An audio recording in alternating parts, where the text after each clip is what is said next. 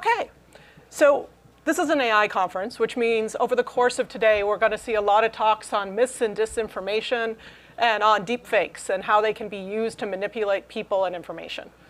And I think these things are really important, but I think they're a symptom of a greater problem.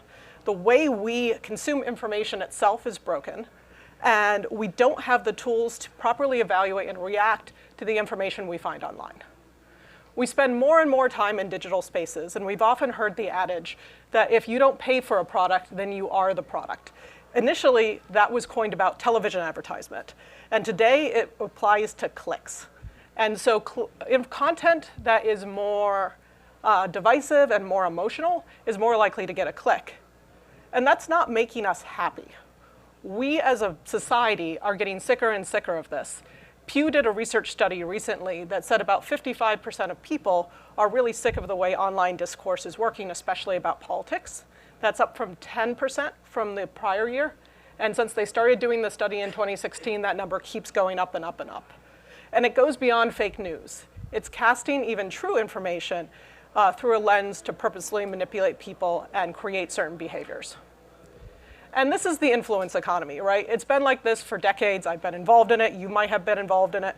It's to particularly influence people to hold a certain belief, to vote for a particular political candidate, to want to buy an air fryer, or to go out and try non-alcoholic beer.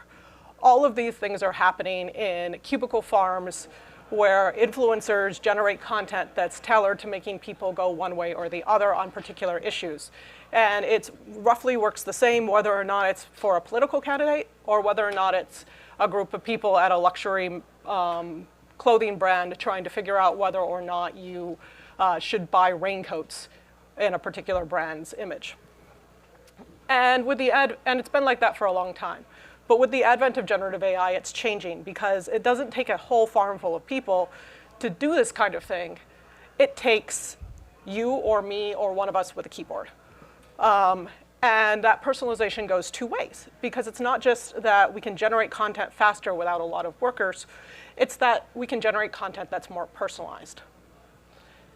In marketing and ad tech, we have a term called hyper-personalization, which basically means that we can create content very tailored to an individual or to a small group of individuals in order to cause them to want to behave or do something in a particular way.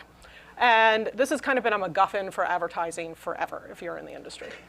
And amazingly, before generative AI even existed, like well within the early 20-teens, that's a weird thing to say, but well within the early 20-teens, large marketing firms were doing Wizard of Oz studies internally, secretly, on what would happen if we had technology like this for hyper-personalization. And they got large conversion lifts. Now, obviously, with Wizard of Oz studies, there's a little bit of push and pull there, but it's very impactful. And it's moving offline as well. So it's sliding into our DMs, it's in our Discords, our Telegram channels, our offline communications. So it's not just something in the public sphere. I don't think I can change this. This is the attention economy. This is the way it is. But I want to detect it and I want to make it visible. And I think this is a fiendishly hard problem. So what we want to be able to do is understand who is trying to influence whom to do what and why and make that visible. So how do we do that? I have about 4 minutes left in this talk, and there's no way I'm going to get through all this. But from a technical perspective, these are the kind of tools you're going to need to be able to put together to solve this kind of problem. But that's actually the easiest part of the problem. The real problems are the economic problems that are built into the way the web works. So by now, the information economy is a science that's really understood by marketers, by governments, by individuals who are trying to do stuff on TikTok, right? So being able to build tools that understand and track it run to the same issues that other startups do. How do you go to market? How do you build something that's selling this to somebody who needs it like an antibiotic, not like a vitamin? And I think this problem is too big for just a nonprofit. Nonprofits, and I've worked in nonprofits, I love nonprofits, they don't scale well, and it's hard to attract talent. So who is going to solve this problem? We have to figure out how to monetize this. So this is a problem for every company who is working on something like myths and disinformation out there, to try to figure that out. And one of the first places people turn to is government. And anyone who's tried to get funding for the government to do something knows that there's a couple of problems here. It takes a really long time. It's not well conducive to a startup environment. And it can be very fickle with whoever's in political power and how it works, and even who's the DARPA program manager of the day. And so the other place people turn to is platforms. But with all due respect to any platform people who might be listening to this later on the internet, it's probably not the right way of doing this for a startup. So there's a couple of different problems. One of which is that when you build a company, you need to build a company that has broad applicability. And there are only so many startups out there, so many large platforms out there. And the problem here is multi-platform. It's not one platform in particular. It's all the platforms put together.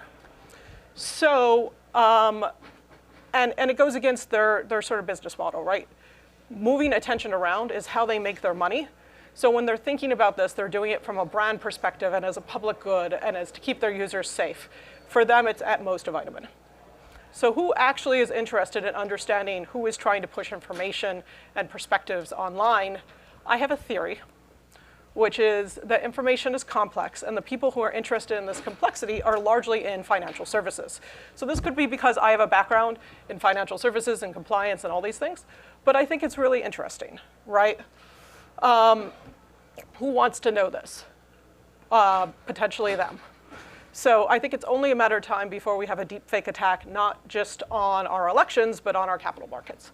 And so understanding what governments, what organizations are pushing what information you can trust with what caveats, can be useful for doing things like trading strategies, but also for doing KYC. And I have a lot of war stories around online influence and KYC as well. So I think this is really interesting. If you want to talk about how to make this business model make sense, I've been trying to figure it out for a while. Come find me. And I think it's a tremendously important problem as well. Thank you.